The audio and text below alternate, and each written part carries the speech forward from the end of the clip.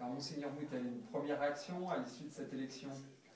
Je me trouvais en réunion à 19h08 avec plus d'une dizaine de personnes et le téléphone en éveil m'a fait parvenir un SMS. C'est ainsi que la fumée blanche est arrivée. Je l'ai annoncé aux personnes avec qui je me trouvais, c'est une grande joie, d'abord. La joie d'être conduit, d'être accompagné dans notre recherche de Dieu, dans notre suite du Christ. Le pape, c'est sa mission, c'est de conduire le peuple de Dieu. Alors je crois que cette élection a été préparée par la grande qualité des réunions, des congrégations, comme on a dit, qui ont eu lieu la semaine dernière, au point qu'on arrive à une maturité, semble-t-il, assez rapidement.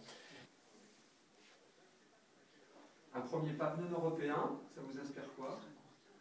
Alors non européen, c'est peut-être pas une surprise, parce qu'au fond c'était Karol Wojtyła en 1978, devenu Jean-Paul II, qui était la grande surprise, mais c'est quand même le catholicisme en Amérique latine, sa vitalité. Et puis alors, ce qui me frappe surtout, si je peux me permettre, c'est le nom, et puis la première attitude.